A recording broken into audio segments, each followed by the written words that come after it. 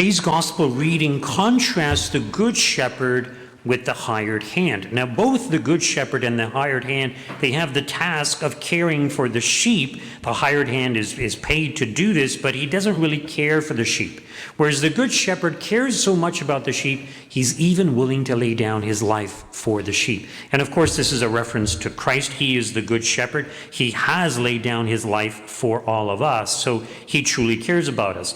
The hired hand, on the other hand, doesn't really care about the sheep. He cares more about himself. He's certainly not willing to suffer for the sake of the sheep, and he's certainly not willing to lay down his life for the sake of the sheep. So really, he just cares about getting paid. Now, when it comes to our good shepherd, when it comes to God being our shepherd, he invites us to accept him as our shepherd. He invites us to accept him as our Lord and Savior. He doesn't force us. He doesn't compel us. He merely invites us. We are free to pick and choose. On the other hand, there are some shepherds or people in the world who exert influence over others, kind of like the role of a shepherd, who are in it not because they care, and they don't invite us to follow them, but rather they tend to manipulate us. They tend to coerce us, to force us to follow them. And of course, I'm referring to political leaders, world rulers, rulers of countries. And as I mentioned, they often use force and coercion. And some of you may have heard of Jason Christoff. Jason Christoff, he's an expert on the topics of mind control, human behavior control, or modifying human behavior, as well as psychological manipulation, propaganda, the use of propaganda, and even brainwashing. So he's very knowledgeable about these topics, and he really wants to warn people about the dangers of these things, because he recognizes that these things are being employed in the world we live in today. And he points out that it's not just today, but even from ancient times, government leaders always sought ways in which they could control the masses. And they didn't really want to resort to violence, so they wanted to kind of influence the thinking of the people. And so there was kind of a study of this that developed over time. And even today, he points out that the military actually studies this. There's various people who studies this in order to gain greater control over people. So it's very unfortunate that this is happening, but this is the reality. And as I mentioned, it's not an invitation, but rather it's manipulation. And there are some people who say, oh, well, I don't really believe in that. You know, we're intelligent. We can make decisions for ourselves. We can analyze the facts on our own. And he says the people who deny the reality of things like mind control and even brainwashing, he says those are the people who are most vulnerable. Those are the people who are most influenced by brainwashing techniques, because they're not on guard against these things. So being aware of these things is extremely, extremely beneficial for us. And he talks about a number of different things that, you know, people in positions of authority and power do to control us. But I wanted to just kind of focus on a few of them. And one of those is repetition. In other words, repeat a message often enough, and people just accept that message, whether it's true or not, whether it's good or not. And in fact, some of you may be aware that the communists, they had this principle that you repeat a lie often enough, and it will become the truth. And so they propagated this idea, and then they propagated all kinds of lies. And not only that, but when television was making its advent, when television was becoming popular, they kind of examined the effects of television on people. And the communists realized that the television is extremely influential in manipulating people, their thoughts, their beliefs, as well as their actions, their behavior. And so they determined that they wanted to ensure that every home, every family would have a television within it. There was also experimentation done with subliminal messaging in movies, you know, kind of like in the frames of the movie film that they used to have. They would put, you know, one frame would be something different, a particular message. They realized that subliminal messaging was so effective that they had to disallow it. but nevertheless, people still use subliminal messaging, but it's just people aren't aware of it. So it's extremely effective. St. Elizabeth Ann Seton, who lived, I think, in the 1800s, anyways, well before the time of the advent of modern electricity and technological gadgets and things like that, she had a vision of the future. And she said she foresaw a time in the future when every home will have a little black box, and through that little black box, the devil will enter every home. So what is that little black box? Is it the TV, the computer, the cell phone? Maybe all of the above. So the whole point I'm trying to make is the media is extremely, extremely influential. You know, I think it was just this February that we had the Super Bowl. And as you know, the Super Bowl has huge viewing. A lot of people watch the Super Bowl. And so advertisers want to take advantage of that. What do you think advertisers have to pay? What do you think advertisers have to pay for a 30-second commercial during the Super Bowl? This year, 2024, for the Super Bowl, for a 30-second commercial, advertisers paid $7 million. So one company pays $7 million just for 30 seconds of airtime. Why? Because they understand the power of the television.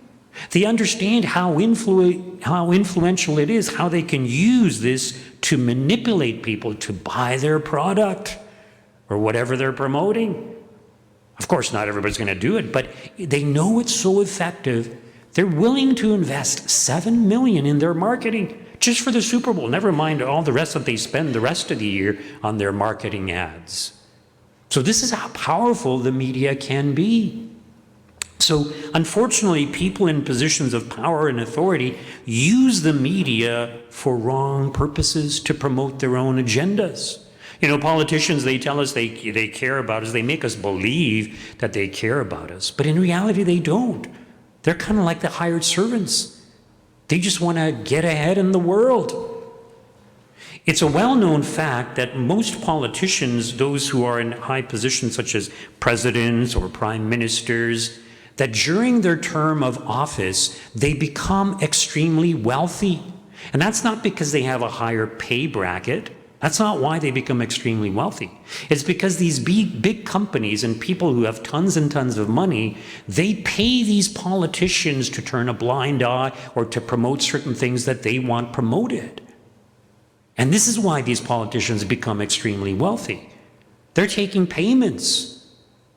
And sometimes it's uncovered, but often it's not. So they're pushing an agenda upon us that's actually not good for us. So I mentioned Jason Christoff, and he's a specialist on mind control and all these things. And I encourage you to look him up. He's quite well known. He's given talks in public, even to the U.S. Senate. He's spoken to the U.S. Senate about the dangers of mind control, as well as the European Parliament. The EU, he's given talks there to politicians to make them aware that this is all happening. Now, ultimately, who's behind all of these things? Well, we could say Satan. So when these government officials promote things that are detrimental to society, it's clearly diabolical, right? So Satan is behind these people. Yes, they're just interested in getting ahead, getting wealthy, and they don't really care about us, as I mentioned. So we need to be aware of these things. So I mentioned repetition, the use of the media also. The other thing is that we tend to follow the herd mentality. And what that means is, if everybody's doing something or acting a certain way, we tend to go along with that herd mentality. Sometimes when I've spoken about peer pressure, I point out that peer pressure isn't really so much our peers pressuring us, but rather it's that pressure from within, that desire from within to want to fit in with the herd, with the crowd mentality. Why do we want to fit in? Part of it is because of our own insecurity. We want to feel secure, so we want to be part of the herd. But when we're part of the herd, we feel more safe. If we're outside the herd, or if we oppose the herd mentality, in other words, if we're not politically correct, We're going to be looked down upon. We're going to be criticized. We might even be attacked. And it's so much easier just to go with the flow than to take a stand, especially if it entails, having opposition. So the majority of people, they just go with the majority flow, and this is often presented to us not just by our peers, but by what you see on TV and on social media. To make matters worse, those who are in positions of authority, when they have a certain agenda that they want to promote, whenever somebody steps out of line, they take extreme measures to discipline that person, to punish that person, to teach an example to the rest of the herd. Do not step out of line, because if you do, this is going to happen to you, or perhaps even something worse. So they use these tactics to manipulate us. Now, some of you are familiar with the name Yuval Harari. I had mentioned him before. He's a spokesman for the World Economic Forum. And the World Economic Forum, they're pushing for the Great Reset, one world government, totalitarian control. And Yuval Harari, he's made the statement that human beings are hackable beings. Human beings are hackable beings. Just like you can hack a computer, now they believe they can hack the human genome, the human person, and Yuval Harari made the statement that, in the future we will be able to control the thoughts of human beings. So in other words, they're clearly looking for thought control, mind control, behavior control, the manipulation of the masses.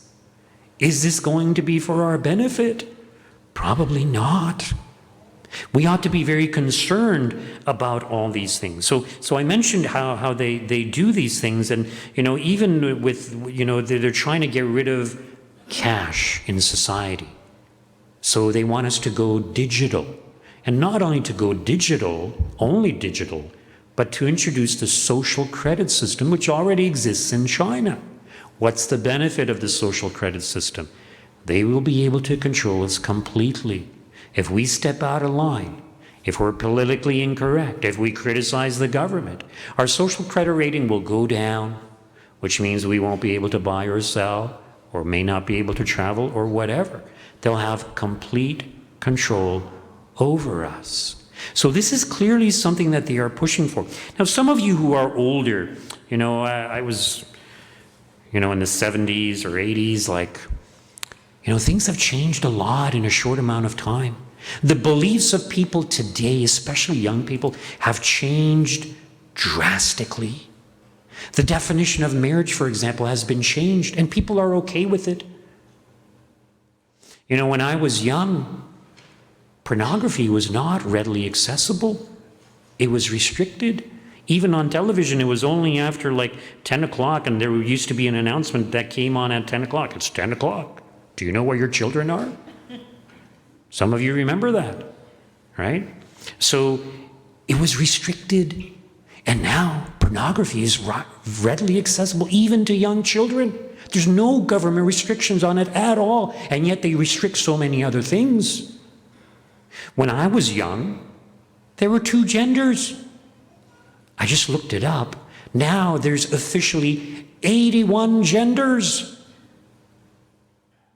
And poor young children are all messed up.